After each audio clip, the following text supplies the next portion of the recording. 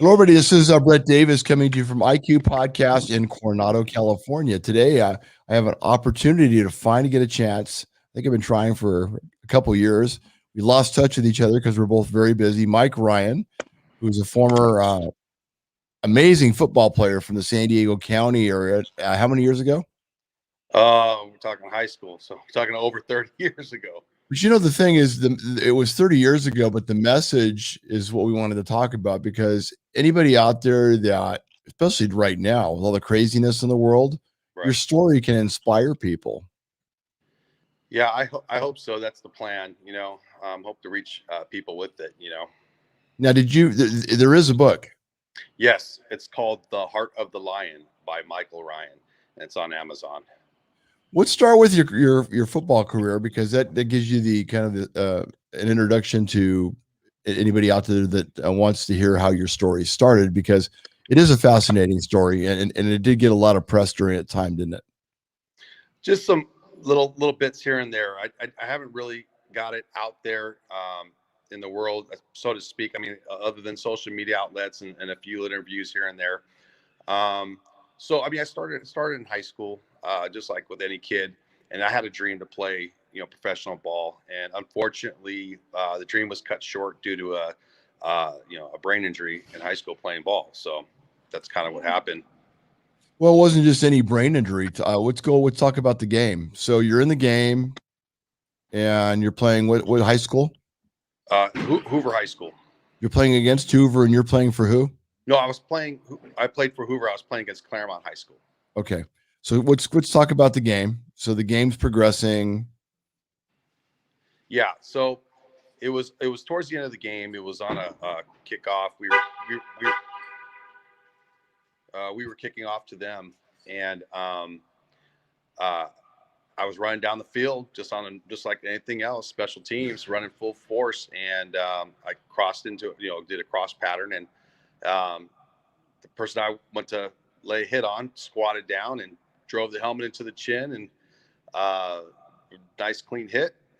And all of a sudden, that's when everything started to go. I had a huge, my head was pounding, and I ran to the sideline and just started panicking a little bit. And would you want me to explain the whole situation, what went down after that?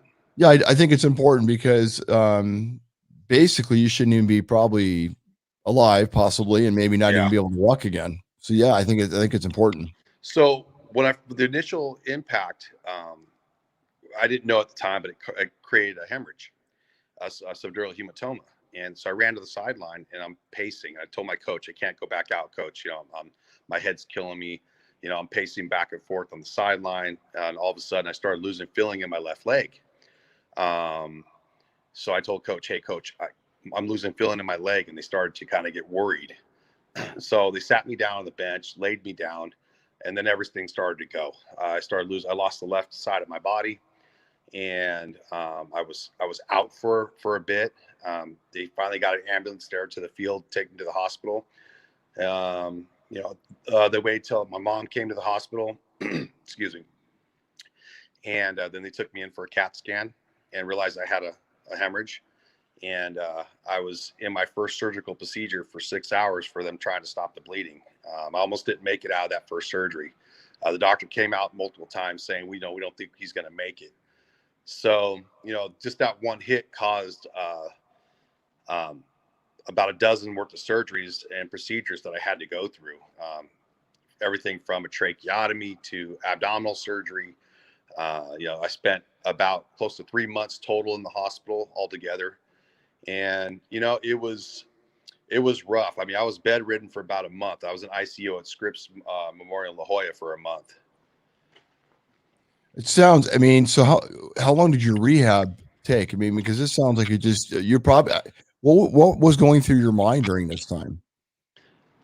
You know, the only thing Brett, that's funny, as a 15-year-old kid, you have your whole future ahead of you, and all you can think about is, what you lost, what you may not be able to do again. And the only thing I could think about was getting back to school and getting, back with my friends and my girlfriend at the time, and just getting out of the hospital as soon as I possibly could. So I started setting mental goals.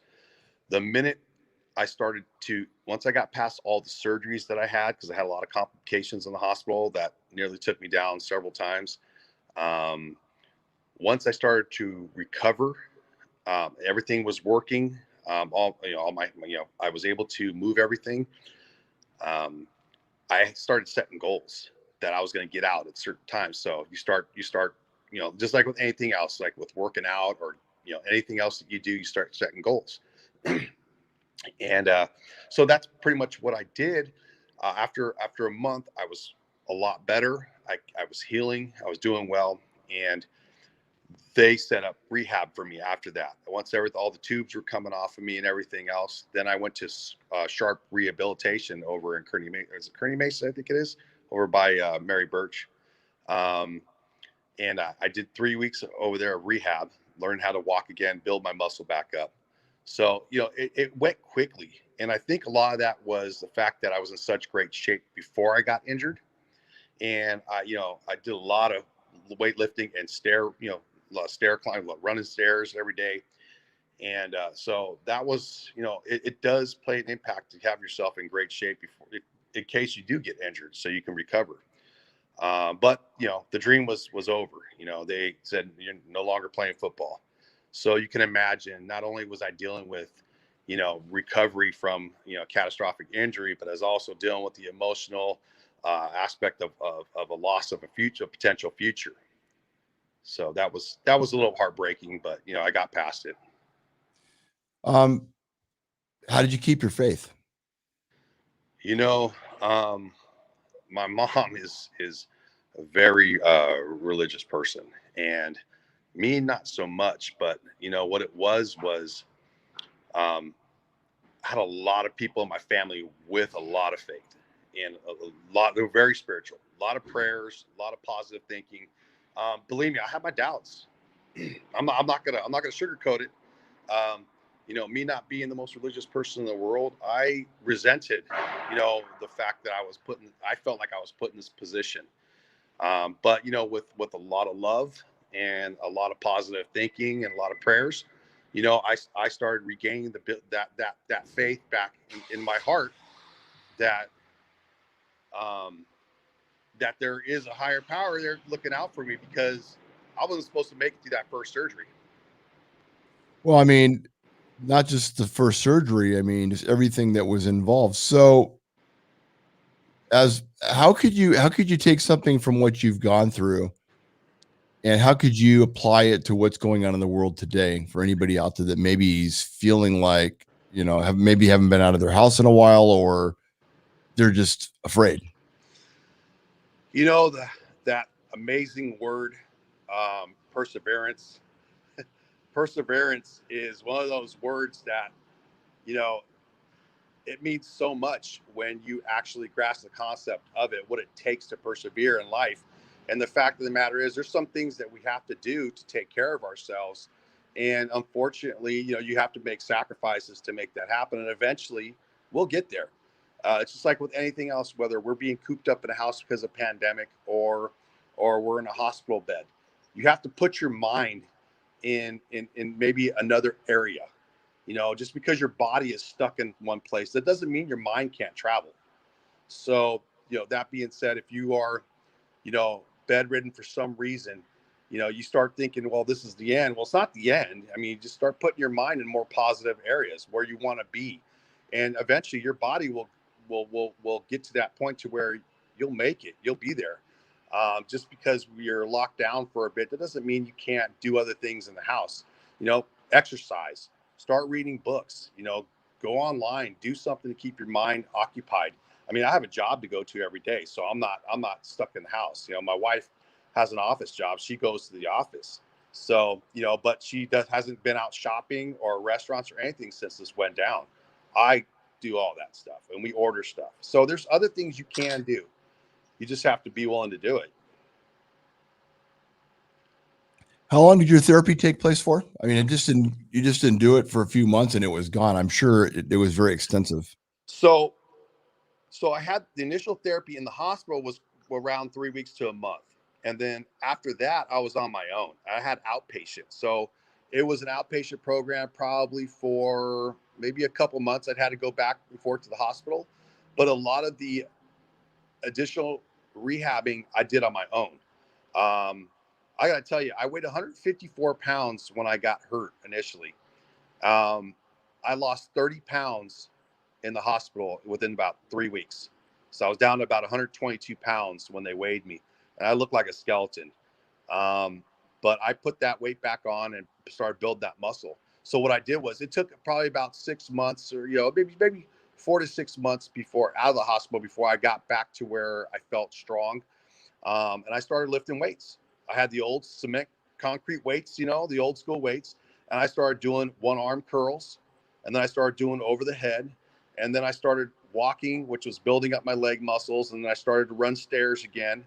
It didn't take long. When you're a kid, it your muscles and your body recover so fast that it didn't take me that long to get back to where I was. And like I said, I give that to the training that I did prior.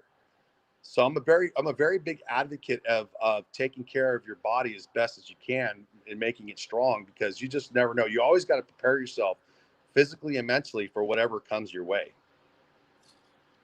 What has your story? I mean, has it been used as an example to where people have come to you and said, your story really inspired me, or it made a huge difference? Have you heard any of those types of things?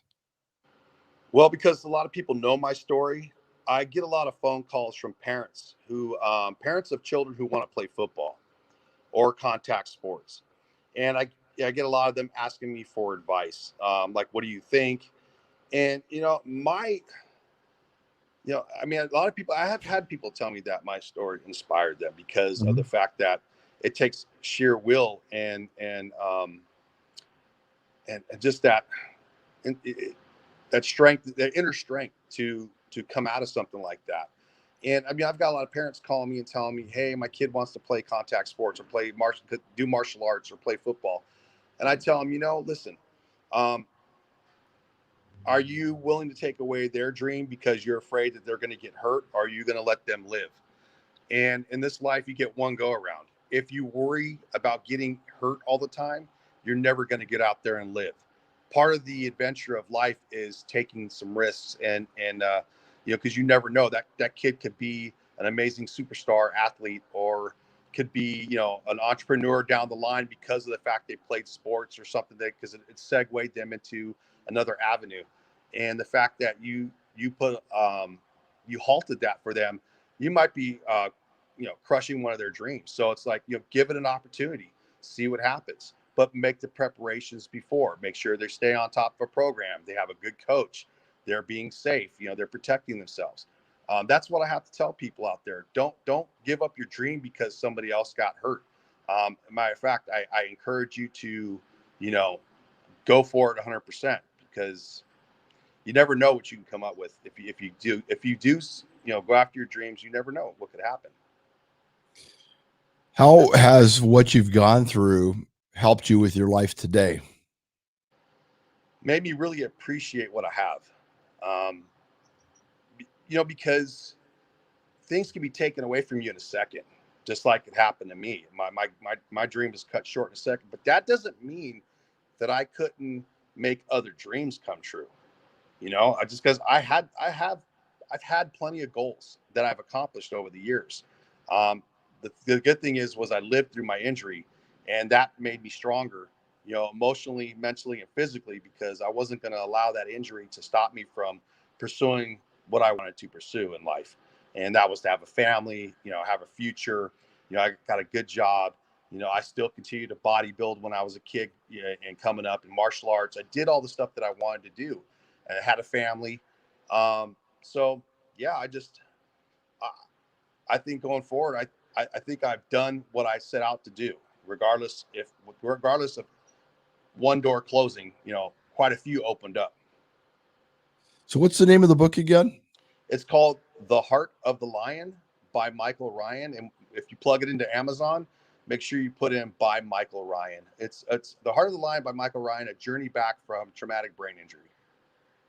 And are you doing any speaking at all? Because I think your story is inspirational, and I think your words would be very powerful. Have you done any of those talks yet? I have not, and it's something I've been wanting to do. And I'd love to start with some small groups of people who maybe have family who are dealing with family members who have had brain injuries who are struggling right now. I belong to a couple of brain injury groups, and let me tell you, the struggle's real out there. It's like a silent epidemic. It's if someone like me, you'd see me, talking, walking, and functioning, you never think that I had a brain injury until I showed you all the scars that I had. And luckily I'm high functioning, and I didn't have any long lasting issues. But yeah, I'd love to start doing that because there's a lot of people out there who are struggling right now with family members who have had brain injuries, and there's a lot of questions unanswered. Have you seen any with everything going on in the NFL with more lawsuits pending with players getting side effects through after playing years in the game? Have you seen more of an increase of what's going on with the impact of football, or do you think we're just more aware of it? I think they're being a lot more proactive with it, especially with the concussions. What they call it, I forget what they call it. There's a word for it, like a concussion protocol, I think they call it, where they if they feel one of the players has a concussion, they'll sit him out, which I like seeing because these young guys, these kids out here that are in their 20s that are not only making a lot of money for the NFL, but they're trying to make a living for themselves, and their career is only about short span, 3 to 5 years on the average. And so after that, they've got to be able to live a healthy, long life after that. So I think the NFL is doing a better job. Do I necessarily think they're doing a great job? I don't know, because at the end of the day, it's a contact sport. You know what you signed up for. Mm-hmm. You're going to get hurt at some point. And if you can do 10, 15, 20 years in a career like that and not sustain any long lasting injuries, hey, who knows? When you're in your 50s, are you going to develop, CTE or not? And that's the thing that I worry about. I'm going to be 50 this year, and I had the head injury playing football, and I did martial arts even after having that head injury. I still did martial arts because I was young, and I, didn't want to think that I could stop doing this stuff. But after I took a couple of bad shots, I decided, yeah, I want to have a family and live a long life. I think I'm going to retire from this stuff. So, that being said, I I do believe the NFL is making a stand and they're trying to protect the players. But you know what? The only way you can protect the player is change the equipment. I don't. I think the helmets are the wrong helmets for the players. I think you're taking two hard shells, and they're hammering each other with these shells. I think that's where it needs to start. You need to start with changing out the equipment. Honestly. Well, I think like anything, things start with discussion and also showing how things are being changed and done. And I've heard things about the helmet. What I like about your story is you said this 30 years ago, but here we are today talking about things that involve impact in sports. And by the way, I played and I would play again. Yep. I, So would I I. and I love the sport and I love the game and I love the camaraderie and I love the coaches and the whole process of what's involved with it. But you're right, we can't live in fear.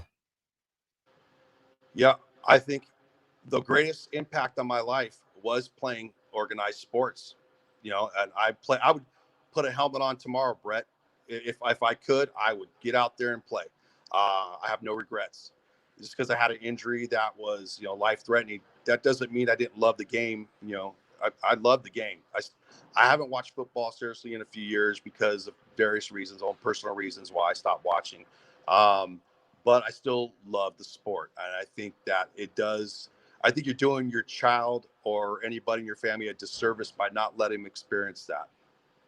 I think you're right.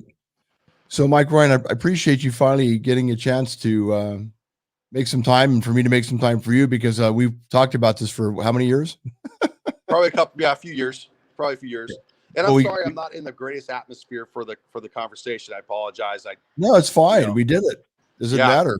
yeah. Oh, and I'm willing to reach out to anybody or talk to anybody who's struggling with somebody who's got a brain injury that wants to hear a voice of compassion and understanding. And I'd love to be able to do that with people. Well, I appreciate your friendship. And what's the name of the book again? It's called The Heart of the Lion. The Heart of the Lion, Journey Back from Traumatic Brain Injury by Michael Ryan. And if anybody wants to hire you for a public speaking gig, how do they get a hold of you? You can email me at lionryan@hotmail.com, LIONRYAN@hotmail.com. That's one way to get a hold of me. I also have a Facebook page. It's called The Heart of the Lion on Facebook. You can reach me through that as well, or Messenger, Facebook Messenger, anything, you know. Plus, you can get a hold of me if they want, if they know you personally. Absolutely, you can reach out to me anytime. Well, I appreciate you paying me a percentage for doing that and being your manager. That's great. Mike Ryan, always nice to see you. We have to catch up soon. I have to have you come see the studio in Coronado. I will. Let me know. I'll come on down anytime. Okay, you take care, Mike. You as well, Brett. Thank you. Take care. All right. Great story of overcoming obstacles and possibly not ever walking, yet he found a way to do it. And just an amazing story. If you get a chance, check that book out. Thank you to my sponsors, Attorney King. See the hat, the man, the legend, I mean, I can't even go on. Thank you, King, for everything you do. Also, I want to thank Saquon Casino and Resort, everything they do, Indian Motorcycle, the gym, and of course, IB Fitness and Marina for everything you do. Thank you and we look forward to having a great attorney IQ podcast event for teachers coming up at Saquon on April the 16th. Everybody have a great day. Take care and God bless.